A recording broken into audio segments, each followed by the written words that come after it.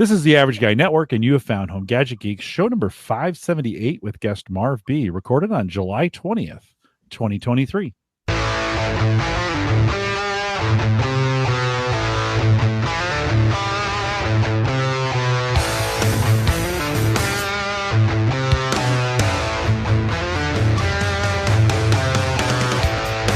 Here on Home Gadget Geeks, we cover all the favorite tech gadgets that find their way into your home. News, reviews, product updates, and conversation, all for the average tech guy. I'm your host, Jim Collison, broadcasting live from the AverageGuy.tv studios here in a warm, but not as warm as where Marv is at, Bellevue, Nebraska. And, of course, we host the show with world-class show notes out at the AverageGuy.tv. Big thanks to Aaron Lawrence, who joined us last week. There's some great reviews and some great links and some great stuff there. She always does a nice job.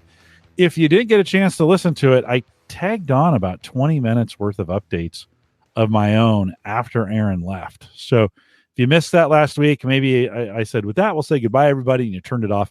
There's some more. I left some bonus content on there. I wanted to see if anybody caught up.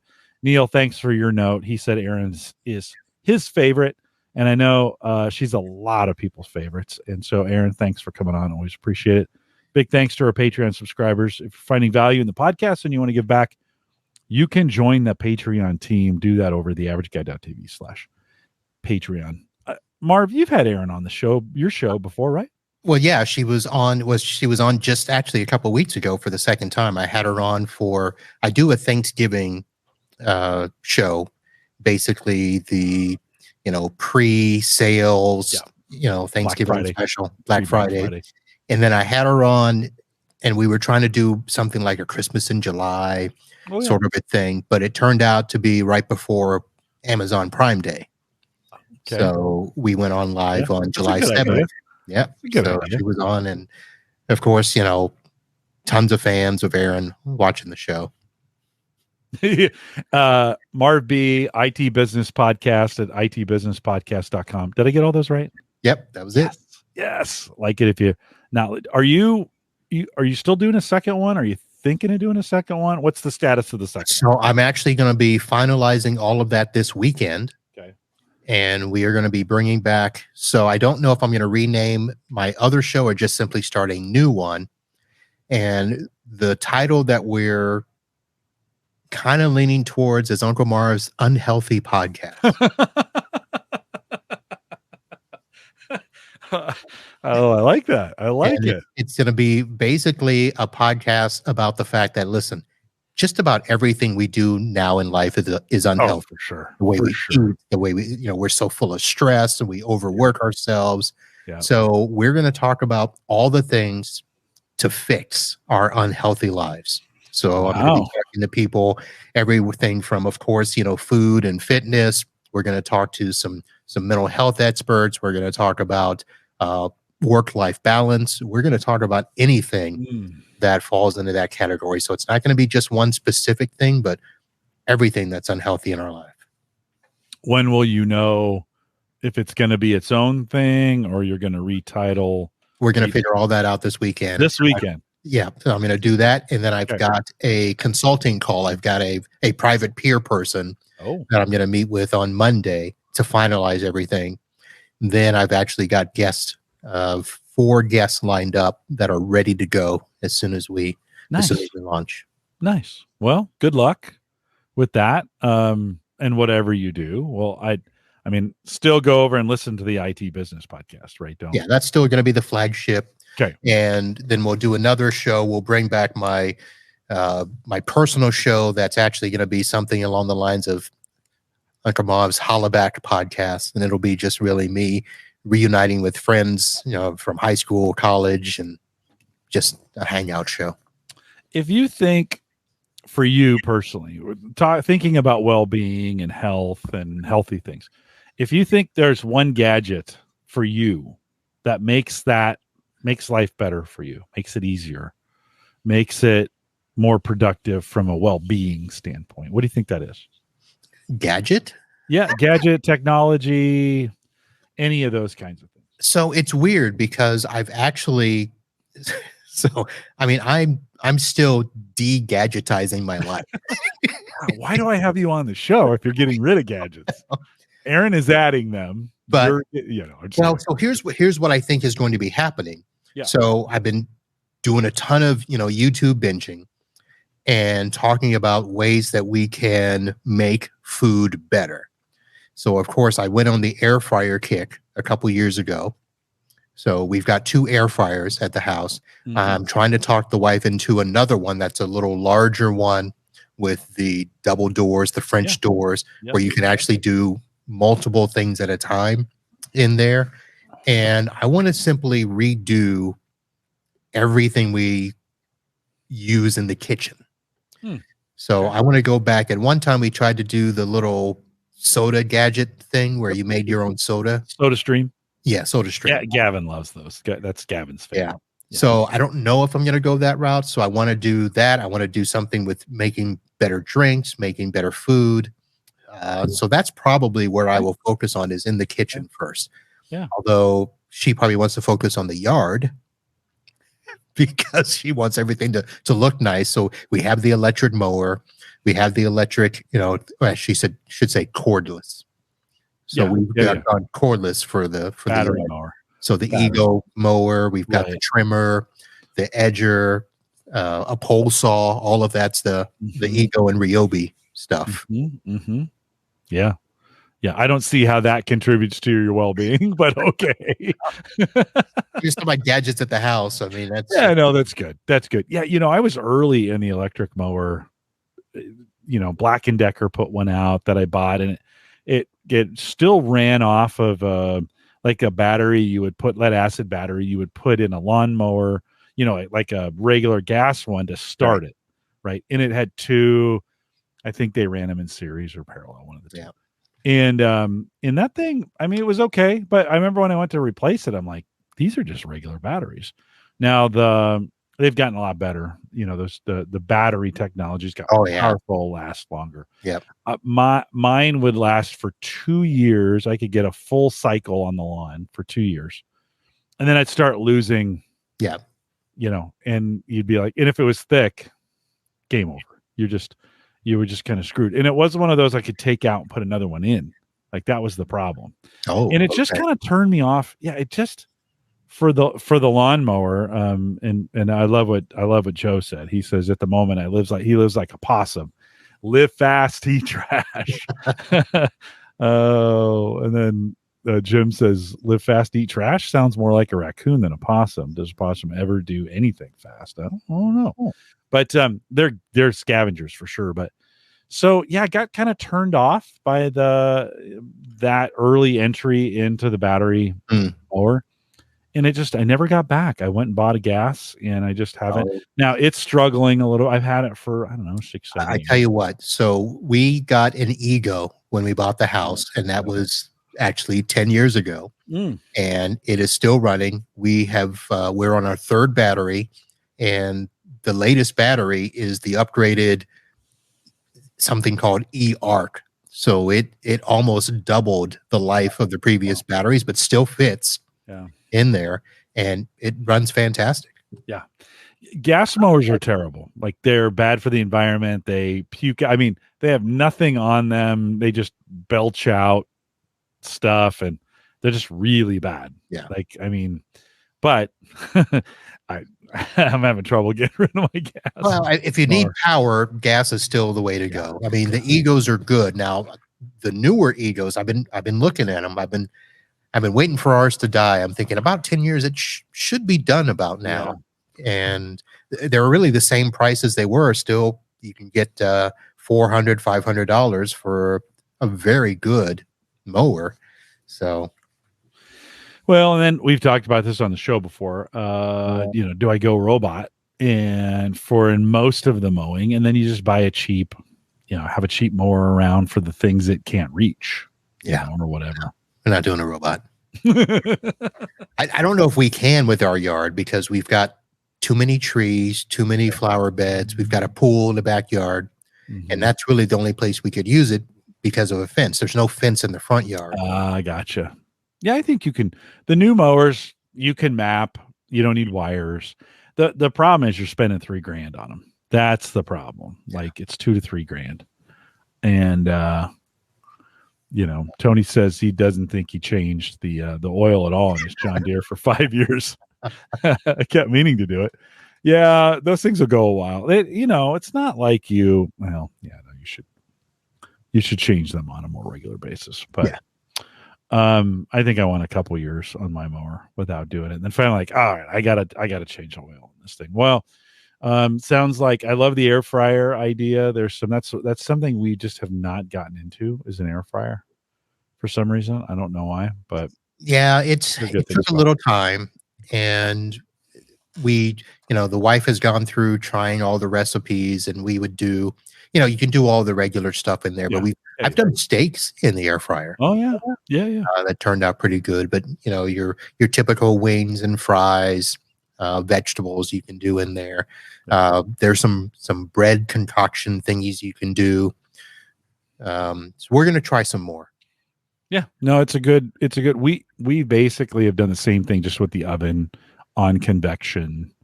We bake, roast is probably the right word. We roast all our veggies in the oven, and it's probably a lot more energy than an air fryer. Yeah, a lot more space, but we've kind of done it. When Aaron was on the show, did you guys talk about the smart grill? No. Oh, she was loving. Yeah, so she got it's called the Weber Genesis Smart Grill. Okay. What do you remember about it? Well, first of all, it's $1,300. Let's start with that. But it does all of the stuff that you would think that a regular grill would do, but it comes with probes that will connect to an app. Oh yeah, that will tell you when your food is done. And what was the other stuff? I mean, it's just a nice little thing. It's got a very big cooking space. It's very sturdy and durable. That was one of the things she said. Because the grills now, even the grills that are $400 or $500 now, they're cheap. Yeah. They've always been. They've looked good. Grills have always looked good on the purchase, and then if you don't cover them, if you leave, because you leave them outside, in a year or two, they're just trash. Now I bought a Sunbeam in '96. Yeah, '96 that I still have, and I've replaced all the guts. The burner 30 times. Yeah, that's what I've done with ours. We've replaced the guts a couple of times, and I'm thinking, do I really want to do that again? I mean, it wasn't horrible. It was like $100 to do it, and then some time. And I'm just like, it's time for a new grill. Yeah. The other option to think about, both, although the solo pits don't do this as well, but there's a few of those new efficiency fire pits that have cooking attachments to them, a hot plate.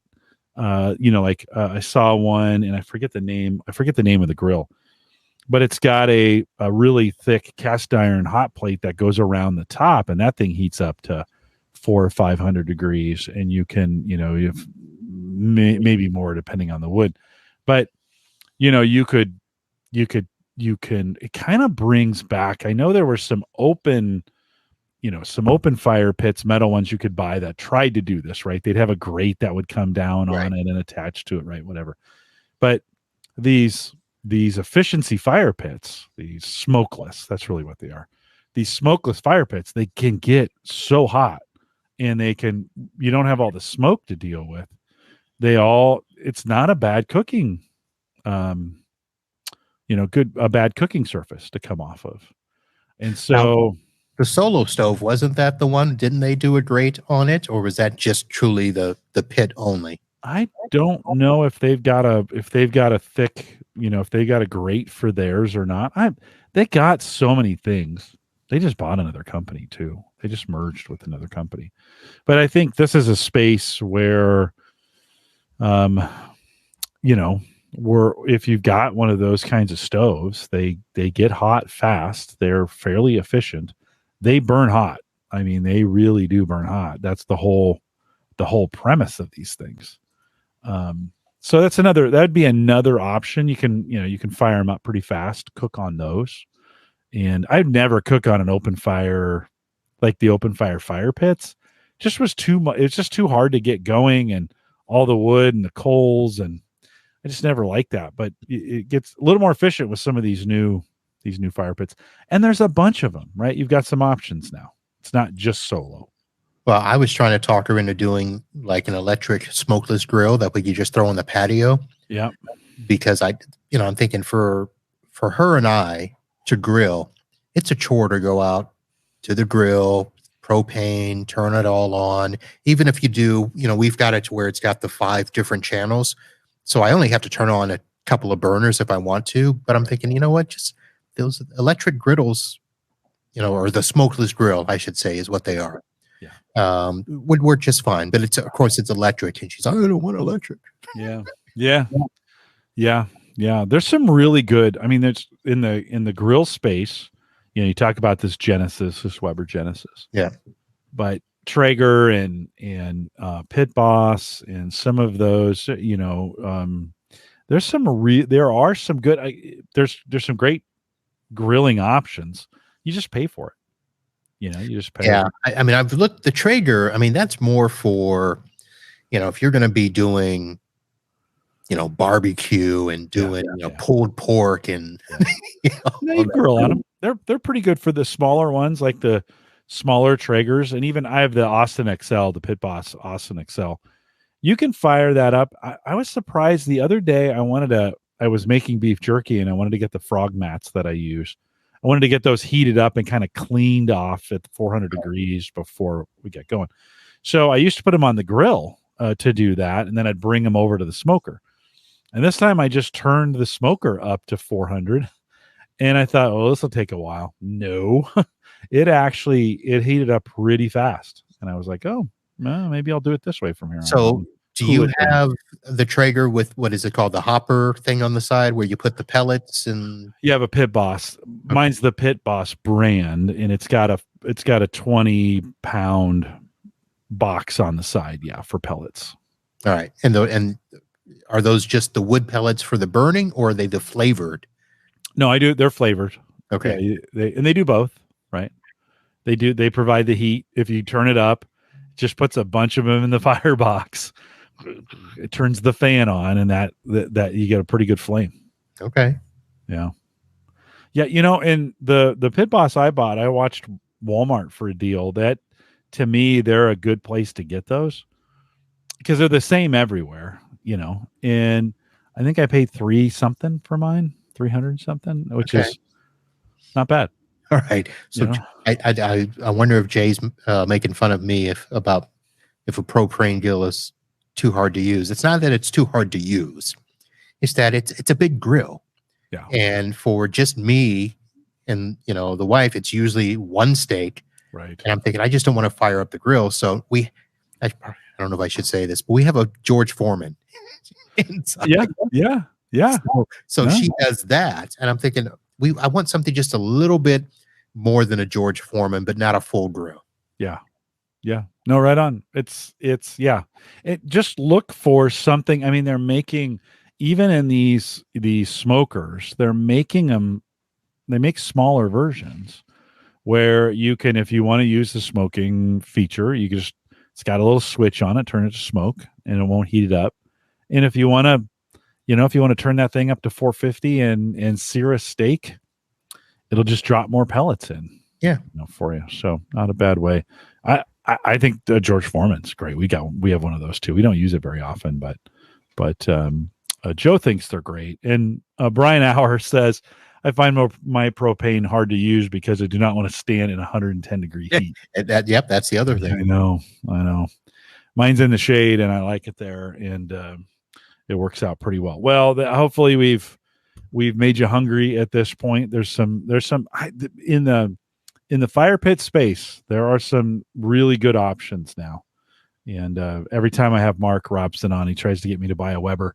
And I've been looking for like a gas briquette or, charcoal combo, gas on one side. And then every time I think about it, I'm like, nah, I'm just gonna keep what I got. I'm good. Yeah. So, Marv, you've been working on some Synology projects, putting in some Synology stuff. Tell me a little bit about that. Yeah, I don't know if you remember, Jim, when you and I first started talking. That's what 2 years ago now, where I wasn't doing anything, and you tried to hook me on to the Unraid, and I tried that, and at the time, and I don't know if it does now, but I couldn't use it in a business because I needed Active Directory, I needed some business stuff, so I went all in on Synology. Yeah. So now, this is how far I've come. I started with the little ones for the backups. I started them with file storage. I started doing some of my smaller clients with the virtual machines. So now I've got a client where I'm actually ordering. It's the SA3610. So it's a rack mount Synology. And we're ordering it with 192 gigs of RAM and all solid state drives. And I'm going to run 2 virtual remote desktop servers on it. Say that again. Say that last part again. I'm going to run 2 virtual remote desktop servers. Oh, so 2 virtual machines for remote servers for a client. Yeah. Yeah. And what's the, just business? That's just their business need. Yeah. They've got 7 offices, and every time we purchase an HP server for them, it always ends up being, 20 grand for the hardware. Right. With the HP stuff, loading it up and all of that, 10-core processor. So I said, well, let me try this. And I can do 1 Synology for the, 2 servers on 1 Synology for the price of 2 HP servers. Yeah. Yeah. Well, you think about it. I mean, Synology, we've been talking about Synology since the old days of the home server show. So it's been around a long time. They went from the home market. I mean, they really kind of began with these little boxes in the home space or in the small business space, adding 3 to 5 hard drives at a time, and have really grown into the big backup space. What do you find most convenient about the Synology? Why do you keep going back to it? I mean, what's drawing you? Right now, the one thing I will say, support has probably been the biggest bugaboo because the businesses are so used to that HP, we do the 24/7 4-hour response. Okay. Don't have that with Synology. Right. But with Synology, you get literally everything in a box. So from just simply whether you just want to do file storage, you want to do backup, the backup applications are free and built in. You want to do a synchronization or snapshot backup, that's built in. You want to do these apps with virtualization, that's built in. I am using the VMware, or not the VMware, but the VM Pro. So we're purchasing the Pro version of the license to get a little more beef out of it, but the free versions run just fine.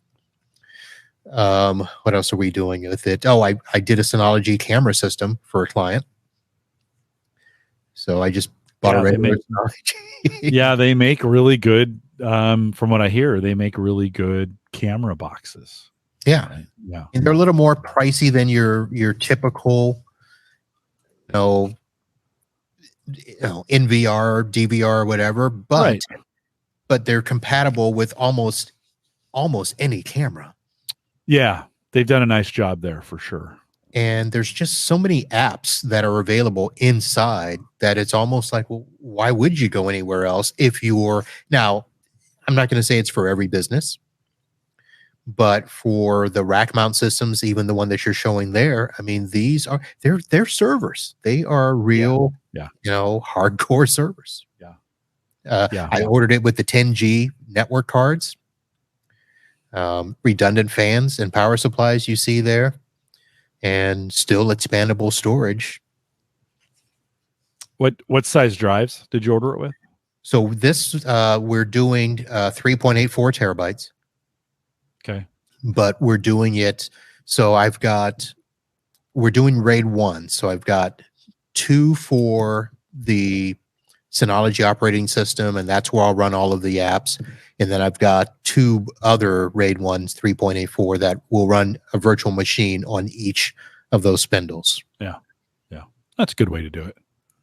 It's a good way to do it. Yeah. It is a good, and I still think I bet a lot of the listeners, the Home Gadget Geeks listeners, still, I'm sure there's a few out there who still running Synology backups at home, as a backup box. I've, if you followed along here, I'm back to Unraid, trying it again. They just had a most recent upgrade, and CFS is there now. And, I set it up on the trial, and I don't know, I'm 19 days or 18 days left on the trial, and I'm going to pay the $60 to do it. I have 4.5 terabytes on there, and that's plenty for what I'm going to do. But to your point, I mean, boy, an Unraid does a lot, but I think Synology does a lot easier. Yeah, it does. They have really done a good job of making the apps super easy to use. Mm-hmm. I mean, literally, you just go to the App Store, download it, and you don't really need instructions on how to do it. Right. Even the stuff I did a snapshot replication. So the one client that I just put in a file server in their main office, and they were using a Synology so that was in West Palm, and then they've got a Tampa office. Well, we put it in Tampa first because they ran out of space, and I convinced them, let me do a Synology there. So now on the East Coast in their West Palm office, they're now ready to upgrade that, and they're going to move that West Coast file system over to the Tampa file system over to West Palm. Mm-hmm. So when I put in the new Synology, I set up a snapshot replication. All that stuff came over to West Palm pretty quick. We're talking 6 terabytes of stuff. It only took a couple of days. All the permissions came over. I mean, it was just really slick, all built in. I didn't have to look for another app. I didn't have to do any special configurations. The Synology, you go to the one, hey, you want to replicate? Okay, where do you want to replicate? Oh, over there, click, go. Mm-hmm. It was good. Do they recognize each other once you've made the connection between two? Are they pretty good about having awareness of the other one? Yeah, I think all I had to do was put in the password to give it the IP address and connect it, and it recognized the file manager system, and it literally stuck it in the same situation as the other one. You think most IT guys could do this? I mean, is it easy enough that they could? Yeah. I almost went that route again at one point. I was a big Drobo guy back in the day. Love the Drobo, drop dead simple. They too try to make this run for the business market. Never really got there. Lots of problems behind the scenes. They're gone now. Yeah. And so I thought Synology.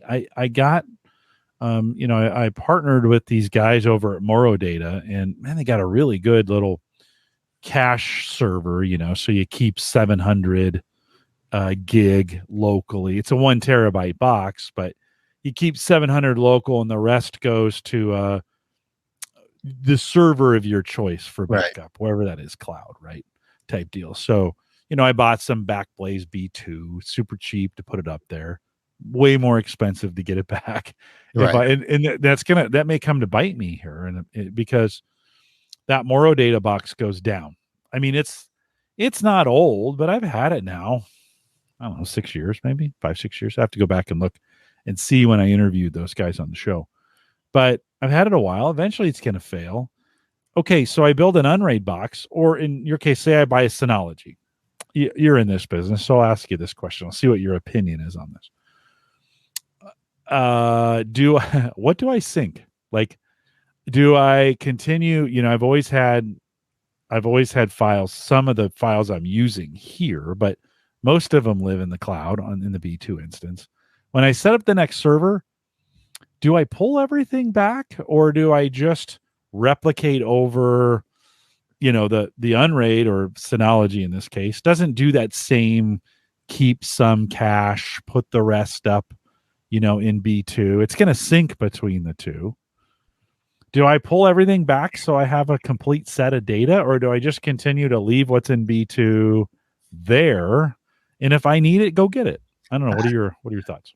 I would say if you don't use that stuff on a regular basis, and when I say regular basis, 6 months, a year, then leave it there and go get it when you need it. Yeah. Only sync stuff that you're actively using.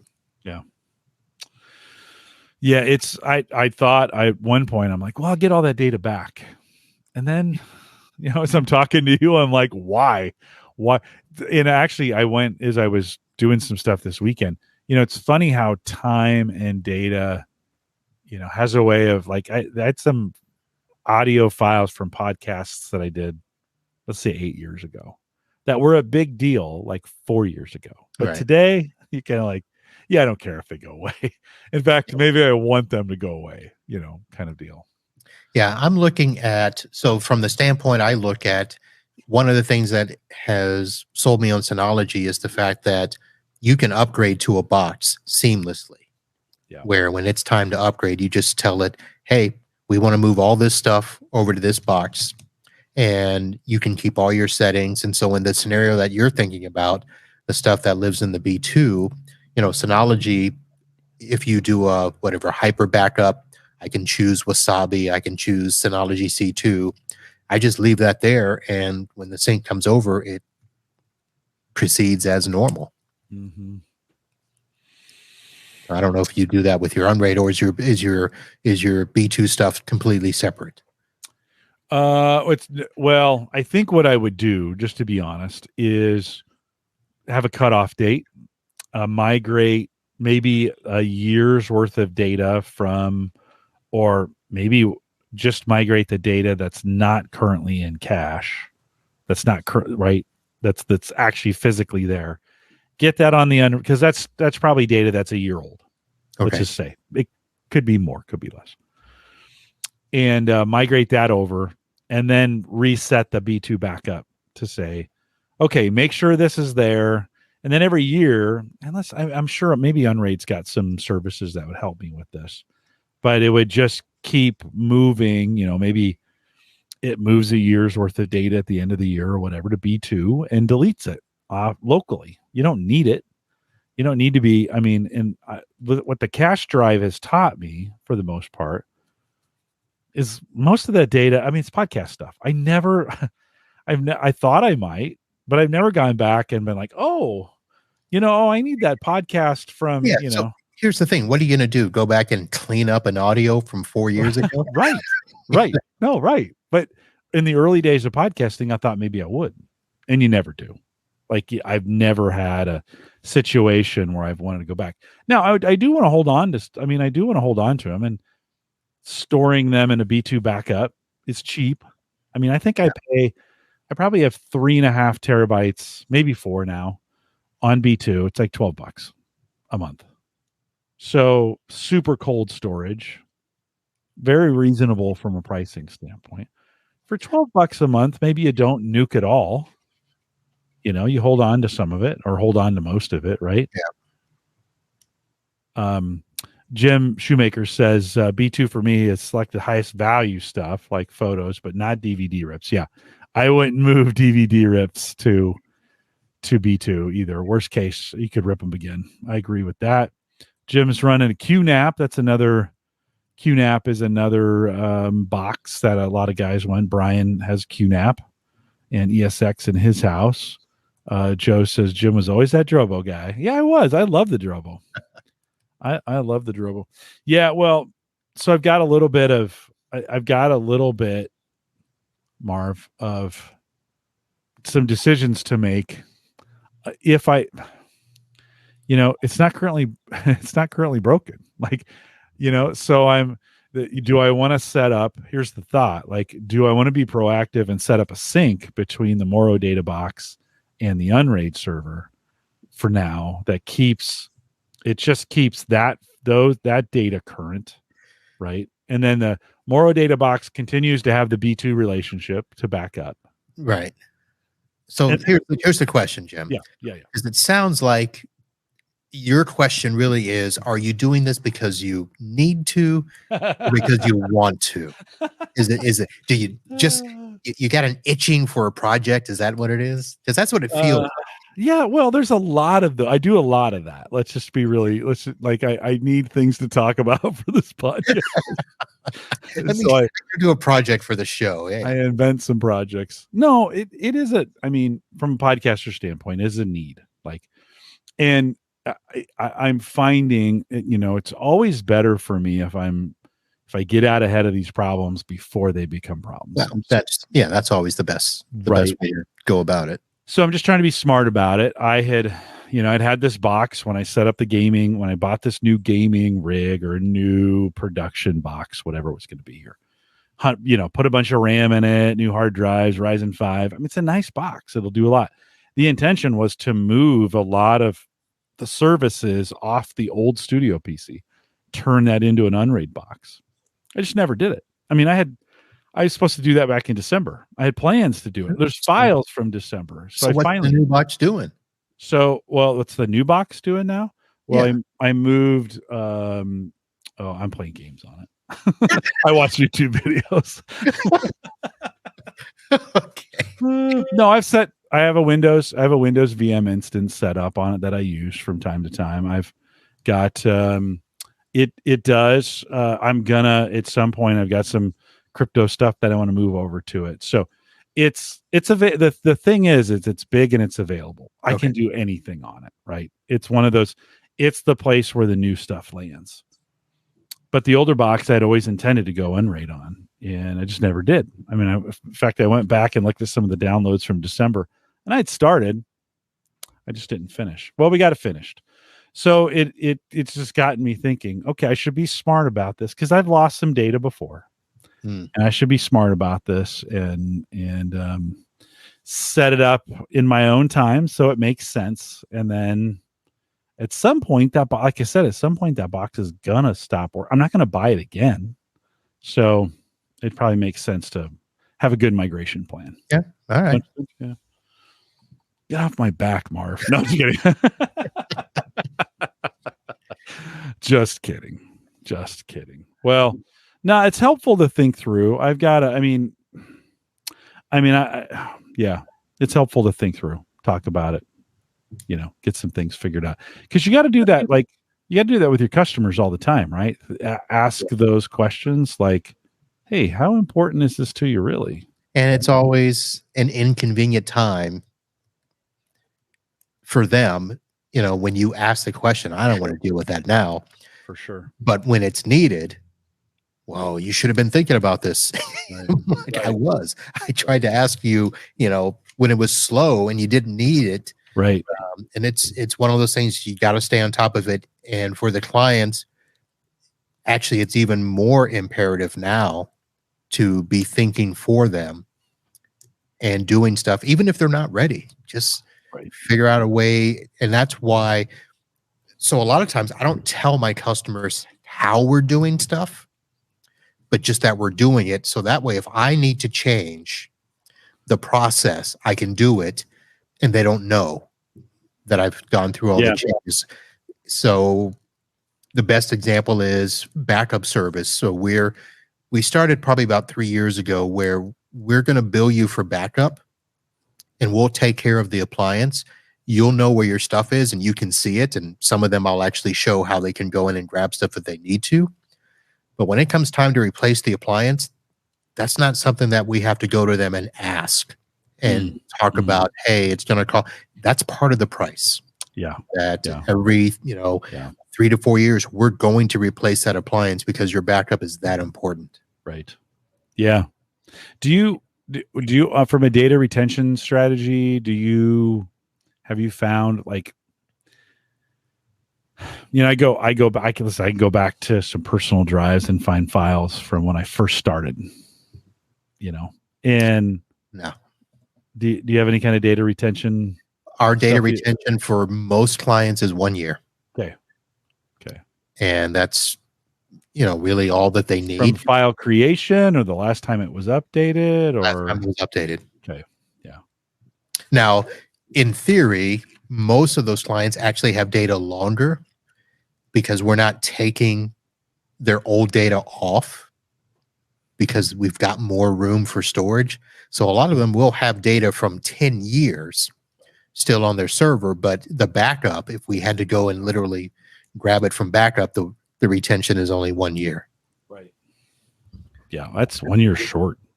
It is. It is. But to do 1 year retention for businesses on a, truly reliable basis gets expensive.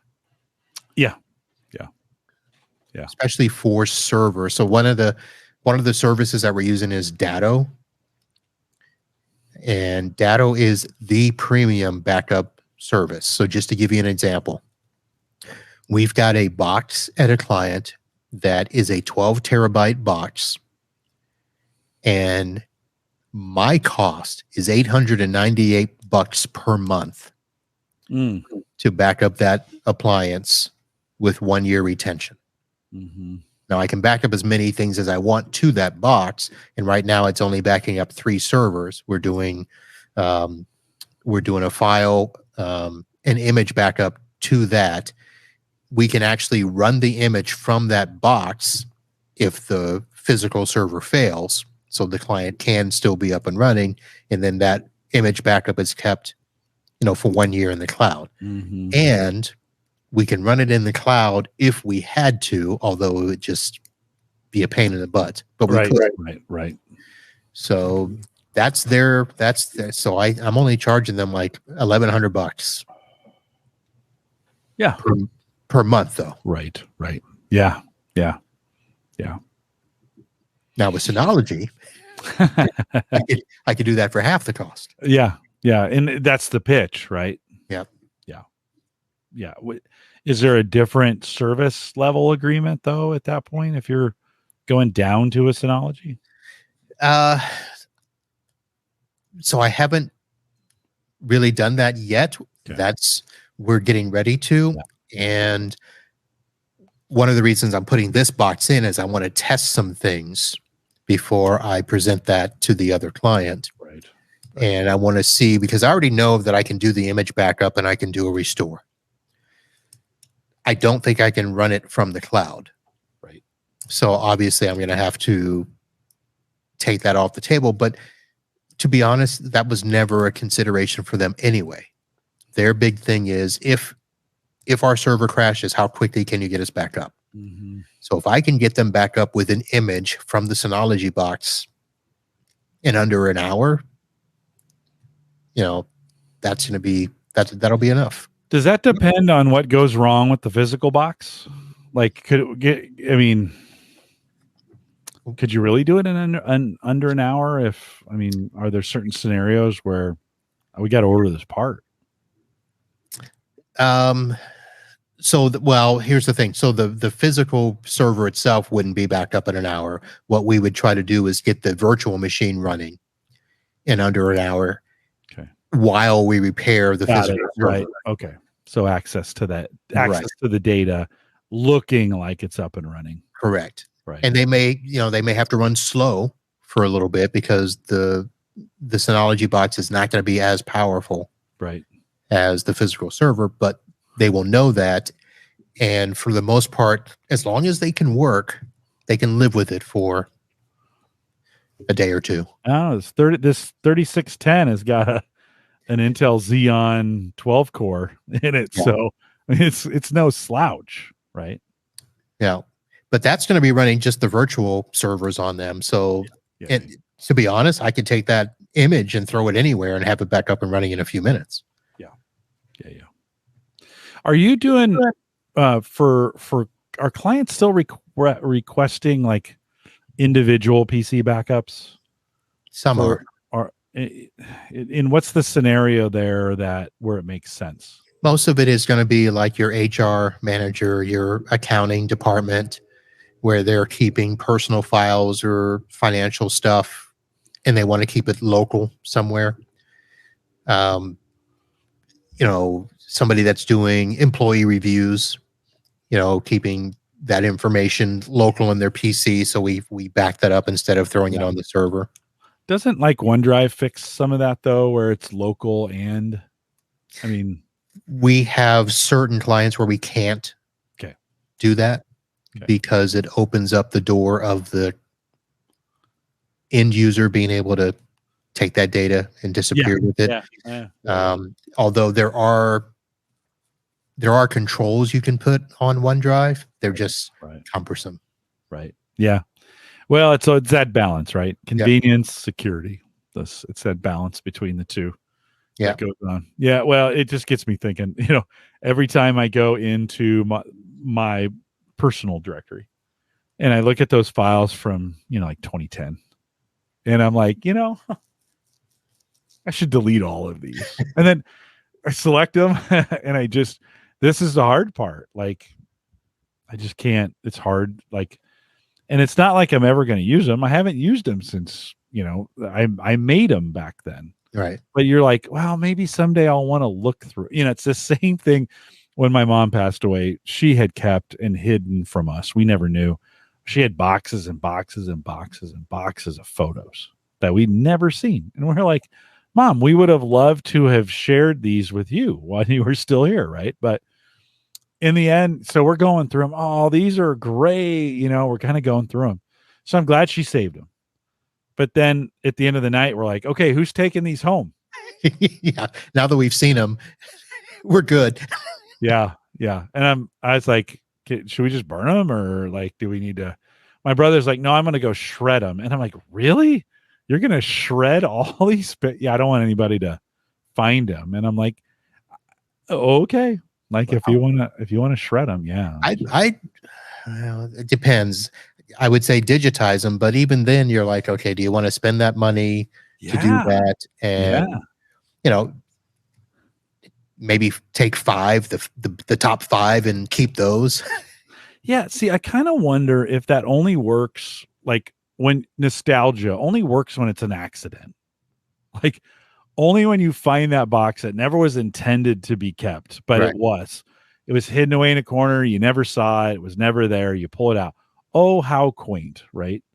But if you actually intended to do it, if you had saved the box, stored it, labeled it, some of those kinds of things, nobody'd ever look at it again. So, I'm sorry. I told you I've been binging YouTube. So every now and then I got to take a break from the unhealthy stuff, and I just throw on some comedians. Yeah. And there were a couple of comedians. I can't believe they actually were talking about the same thing, talking about, remember the days of cameras when you literally had to think about whether you wanted to take that picture or not, because you only had 24 to take. And it wasn't like you could see right then and there if it was good. Nope. And then you had to take it to be developed and wait. And now we're at the point where we have so many pictures on our phones. Oh, I know. Well, Tony says, I've got a bunch of slides still in a carousel for my wife's grandmother when she died at 95, probably at least 40 or 50 years old. Right. And listen, there's all kinds of services now you can send it to. In fact, one of them, I just ran this deal. Man, don't give them your phone number, because I get a text from these guys every single day. Like, Jim, we got a deal for you. Solo Stove is the same way. Do not give them your phone number. They will text you a deal every day. But $400 unlimited. Like, it was kind of like, hey, we're doing, you can just send us stuff. And I don't know all the details, but it was that, like, but so you digitize. This was my fear, because I thought of this too. We'll send them off and digitize them, and then that just becomes digital trash for someone else. And it kind of got me thinking, like, how long are these pictures really meaningful? Because we were seeing some pictures that were like from before my dad was born. We didn't know any of those people. We're like, oh, how cool. I think that, oh, how cool moment only works when it's an accident. Like, if you save it and you got it in an album and somebody's going through the album, or they're going through a digital, you get one of those digital picture frames And they're like, oh, what's that? You're like, I don't know. I mean, it could just be a stranger's picture. Yeah. Right. And it doesn't take long. I mean, maybe 60 years, right? Maybe 70. Well, And all of a sudden you don't know people anymore. So here's the thing. So my wife has been watching, I don't even know the name of the show, but it's the show where the celebrities go and meet the guy that tells them about their ancestors. Yeah. That's the only thing I could think of, is that in 100 years, somebody can look up and, who's this Uncle Marv guy? Yeah. Well, and they may not even care. Like it's a long shot that you were famous enough that they even care. Otherwise. Yeah, but I've already got it written in my will that my YouTube stuff comes down. My social media presence will be deleted. Everything. Delete everything. Jim Shoemaker says shredding is the answer. If someone can't stand that, then they're the ones to take them home. Digitizing is not that expensive. Yeah, you can get it done that way. Tony says, took apart my mom's photo albums, the ones with the clingy pages to scan. Oh my gosh. Oh, that was the worst. We did that to protect them, but yet we'd ruin them if we took the clingy stuff off. But yeah, you peel the thing and it just takes all of the photo off along with it. You might as well just use the clingy stuff to make the replication of the picture, and because it's just torn off it's torn. Yeah. Well, we've got, we have these albums from the kids. So let's say my oldest is 34. So let's say they're 30 years old. And at some point we may give them to him, but 30, 50 years from there. So maybe it's 80 to 100 years, 50 years from there. Like there may be pictures of us, his kids. They don't, oh, that's great grandpa Jim. And everybody's like, who cares? Yeah. So, but then you get digital versions of all these things, right? And it's even worse because who's going to sit down and go through these things? They're taking up storage space somewhere. The only time it made sense. So my stepson got married 3 years ago. And we went through all the trouble of everybody gathering pictures of him and his wife. And I spent hours putting together this DVD video to music. And I did her life before they met, his life before they met, and then, when they met and the engagement and all that stuff. Yeah. And we made, 50 copies of it. And we found one in the trash. Oh, yeah. Yeah. By the way, my wife did that for my son's graduation. That's the file I lost. Oh, really? She was so pissed at me. Oh. Yeah. And it was in a bad backup. It's one of those things. It's really, you kind of like, okay. So that's what, anyway. So now I can see why you're thinking about that. Yeah. I have some scars, but I guess the point is, we've got, and now I have, I got pictures spread across Amazon and Google and OneDrive and all over the place. And do I say to my kids, at some point now, do I have to offload these digital files to my kids and say, you can consolidate all of that on Synology Photos. Exactly. No, they have a pretty good service. It's actually a really good. Drobo had one. QNAP has one too, where you can, and all the, both Google and Microsoft has it in their app. They say, hey, do you want to sync your photos from your phone to our service? Right. Yep. The question just though becomes, at what point, so Tony's saying this, he says, our kids said they don't want my one, my terabytes of photos, right? They don't want them. And it's super short-sighted because someday they will. This is the hard part. Right. Like in the moment, it's like, I had when I was in high school, I had a Timex Sinclair 1000 memory, membrane keyboard computer. So this is 84.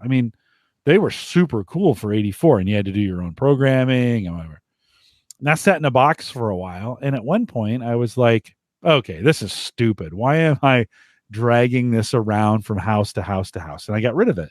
But 10 years later, I started podcasting on Home Gadget Geeks, and I thought, that'd be really cool to have that thing, right? There's this window on this kind of stuff. And for the kids, it's when they're teenagers and maybe young adults where they don't care at all. And then all of a sudden they do care. And so you almost got to hide it from them, keep it hidden somewhere, and don't throw it away when you're tempted to. This is the hard part of this is, don't throw it away so that you can surprise them with it when they're 35 or you've passed away and they're at the funeral looking at pictures. Right? Yeah. There needs to be like a guardian of the history for the family. That one person that is designated to keep the stuff. And when they do get to that point where they want to ask, oh, do you have? Yes, I do. Yeah. Well, that's what you need AI for, right? That maybe this is the AI usage is you can feed all your pictures to AI and forget about it. And then you can go to the robot and say, hey, I want a picture of my dad, from this era. Can you just bring that back for me? And if it can, it'll just make it up. Okay. That'll be Star Trek. Go back and look at the historical records. Yeah. Well, no, I don't know what the answer is. Right. I mean, that'll be the thing here's the thing. So we know that Google and all of these companies are collecting stuff on us. Mm-hmm. So why not give them that information? Yeah. So that somebody can just be like, hey, Google, do you have a picture of Jim Collison from 2013? Boom, there it is. Yeah. Well, yes. Yeah.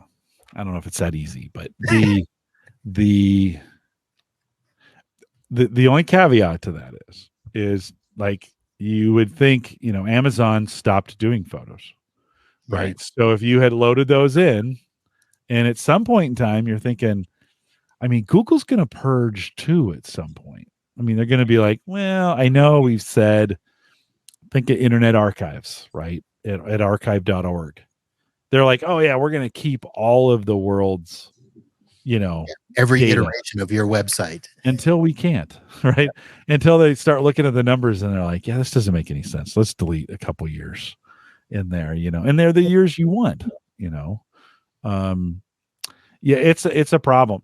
But it's not just a digital problem. I think it's also an analog problem. And you think, I've got a box up here of some I have some 8mm film and some slides, and my brothers gave them to me, said, can you get this digitized? And I was like, yeah. And it's still sitting there. I think I'm going to wait for them to ask a couple times, and then it may burn down in a mysterious fire. Yeah. You got some beta tapes up there. Yeah. You know what? The only thing I don't have are VHS tapes anymore. No VHS, really? No, we didn't. We were too poor to have a VHS camera. So we don't have any of those. They're all, I mean, we had movies and stuff, but they're all gone at this point. We went DVD and chucked all that stuff, the commercial stuff. We never made anything on VHS family wise. Never had any of those. So don't have to worry about that. I have to ask my mom. She had all of our music growing up was on reel-to-reel tape. Oh, yeah. Yeah. And that stuff degrades. Yeah. Tony says, just like I scan nearly every document and receipt, but Evernote is looking a little shaky lately. And some of these, that's their only copy. Yeah. Yeah. We have this saying here at the Collison house when we're doing something, when we're experiencing something, we say Walter Mitty it, which means live in the moment. Like, don't be so quick just to pull out your phone and start taking pictures of it and miss the moment by taking pictures. Like, keep your eyes open, absorb the moment for what it is, live in it, because I don't think anybody else really cares about that moment but you. And yeah, you can take it and put it on Facebook and you get a few likes, but it goes away pretty fast. But if you didn't live in the moment, you definitely won't remember it. You know, it was just one of those things we're trying to practice a little bit more of, is like, just be present. Because 100 years from now, nobody cares, literally, unless it's still nobody cares, you know. Oh, like Ferris Bueller said, you know, life moves pretty fast. If you don't stop around and look once in a while, you could miss it. Yeah. No. Yeah, it is. I spend so much time trying to save all this stuff, and you kind of, just to bring it full circle, you kind of go, why? You know, is it really that important? Maybe I should be spending that time I'm trying to do all these backups with hanging out with the kids or the grandkids, you know, from that standpoint, enjoying the moment, so to speak.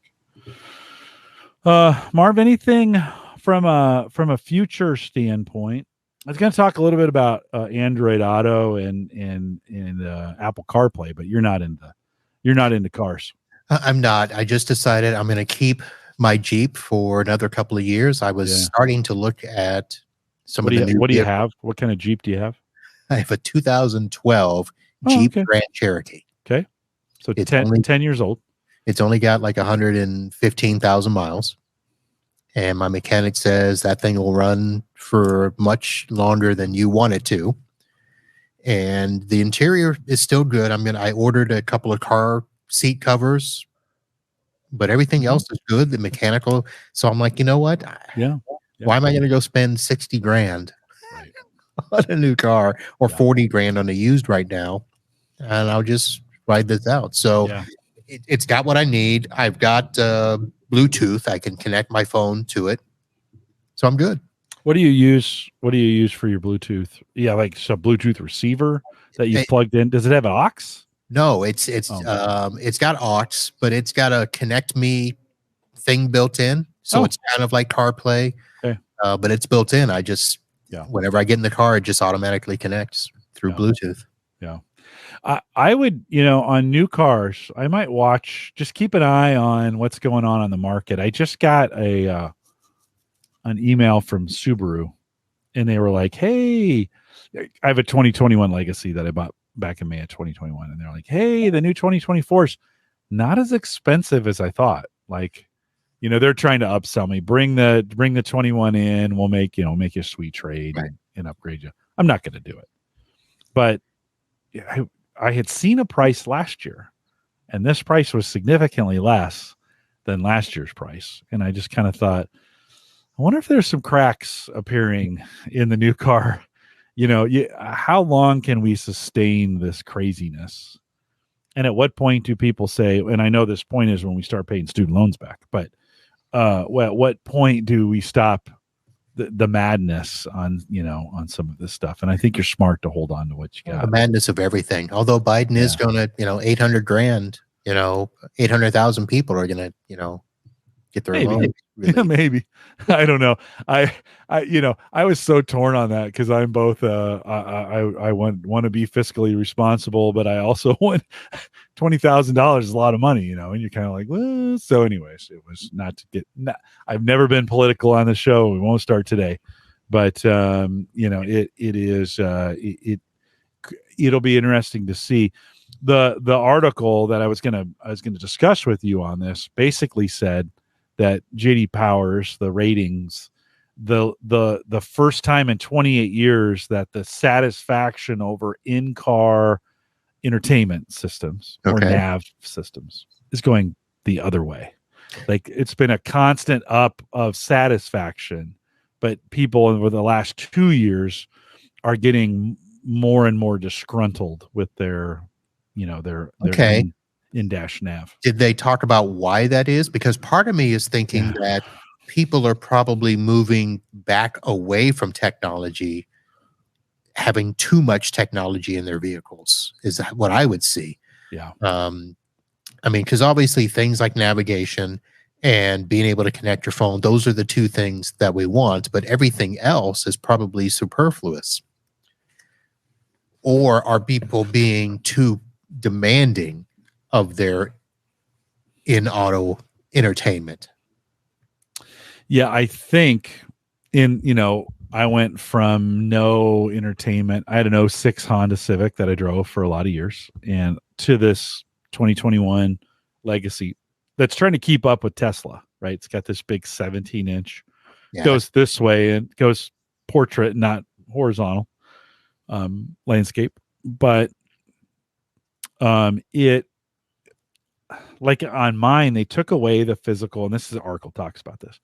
They took away the physical for the HVAC system, for the temperature in there. It's digital now. It's not. Yeah. And at first I thought, oh, that's kind of cool. Not cool. It's not cool. You literally, it's not cool. Like you get in the car, you turn it on, and they underpowered this nav system. Like I love my Subaru, but they severely underpowered the nav system, the chips that run it severely. And maybe a little bit because of the chip shortage, but whatever. And so that thing boots up, and then it struggles to get to. Jim Shoemaker and I have been talking about this via email, and they've done some updates. It's made it a little better, but it's still not great. And so like if you want to change the air right away, you're pushing those buttons, which when you're starting up the car and it's super hot in there and you're trying to get the air conditioner on, doesn't really work very well, right? I wanted physical. I would have sacrificed to have physical buttons for that kind of stuff. So I was thinking about this before I started looking around for the Jeep, and my thought is they're trying to put too much stuff that works with computers in their car. And I'm like, not everything has to be computerized. Yeah. And, do I want to have, individual controls? Yeah, but that doesn't have to be based in the computer. And my thought is right now people are complaining about how many times you have to update your freaking computer and your phone. If you have to do that for your car all the time, that's what I'm like, I don't want to have to get my car updated every month. Yeah. Well, I think that's what's happening, what you're talking about. That's what's happening. I mean, it's mainstream enough now that I think most people are getting a vehicle, and there's been a lot of new cars purchased over the last 5 or 6 years, right? And so I think the average guy is out there going, where is, and it is, the menu systems are incredible in this stuff. Now, it does some super cool things. Like it can tell me the incline I'm on. Okay, I get it, why that's cool, but do I really need to know why? I think all I would need right now is a place to just simply dock my phone.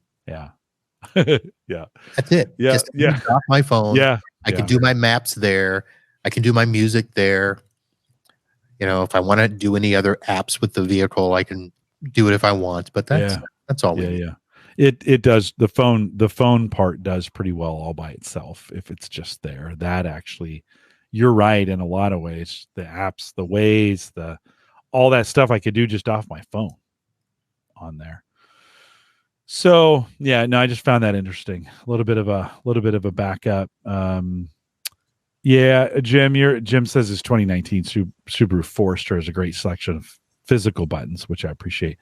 Yeah, we have a 16 Outback, and then I have the 2021 Legacy, and in between, like Sarah still has the buttons that I want. Her screen is smaller, right? And so it's you kind of go, and that Now, is the Legacy the more SUV looking of the Subarus? It's the sedan. It's the sedan. Okay. It's the sedan of the Subaru line. Yeah. I just saw a Subaru and it looked like a regular SUV, whereas the Outback and the others, they look like a small, oversized station wagon. Yeah.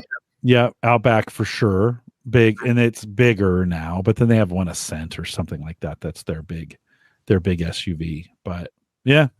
Well, it was, I think, interesting. I think we'll wrap it on that. It is, it's interesting just to see the dissatisfaction in that, going backwards for the first time. We've had 28 years of it getting better and better in the last couple of years.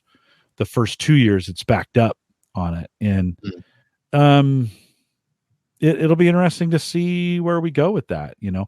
And they're, for the most part, they've been very unupgradable. What you buy is what you get. You can't change it.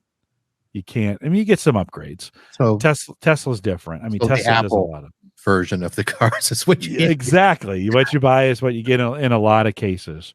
What it supports, and the various manufacturers support different, you know, different things with it. So at different times and in different places, they go out of date pretty fast. Yeah, really fast on some of those.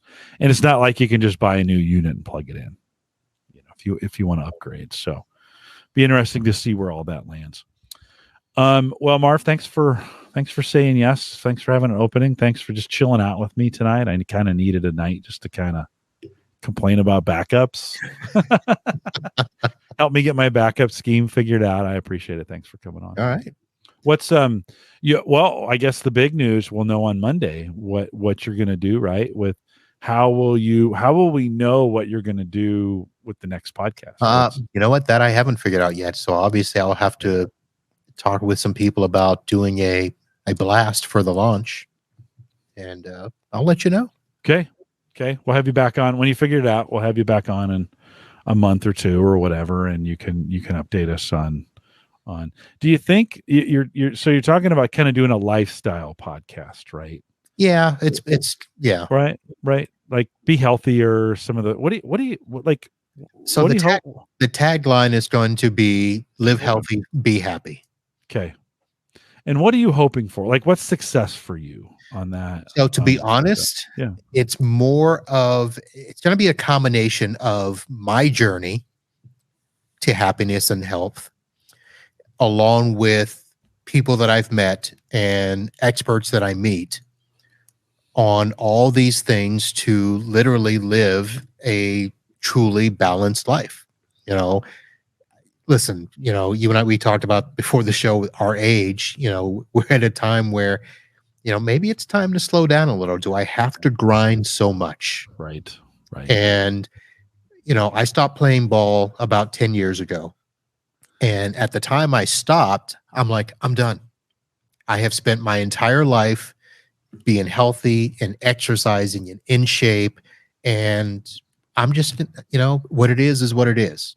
Well, now here I am like, you know what? I'm not quite happy with what it is. Oh, I'm with you. Yeah. 3 years of COVID, and I'm like, oh, and it's not, I mean, it's recoverable, right? But yeah, there's a few spots where I'm kind of like, oh, that's not, and I too told myself, I'm not going to care, but I do, yeah, you know, you get there and you're like, oh, and so I've just been kind of poking around and looking, hey, what is it that I want to do? Yeah. And do I want to go back to all the stuff I did before? No, I don't want to go to the gym. I don't want to work out, but you know, I can eat healthier. I can walk. Yeah. And as I was doing my studies, I guess you would call it, of, you know, what's out there that people are saying.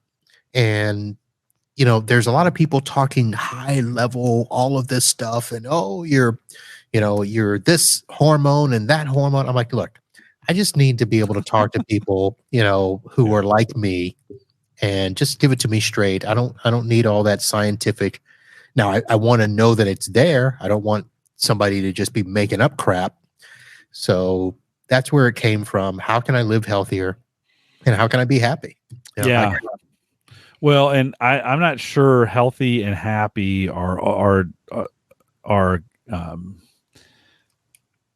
good bedfellows. I think you get one or the other in some cases, often, or a combination. You know, I mean, certainly being healthy is being happy, but then we want to do these things that, I mean, they're not particularly healthy, but we like doing them. They make us happy. Right. Yeah. And it's a battle. I mean, it's always a battle to figure. It's endless. We're always thinking about this and talking about it. Even in my running years, when I was in some of the best shape of my life, I think this idea of balance is almost impossible. It probably is. Yeah.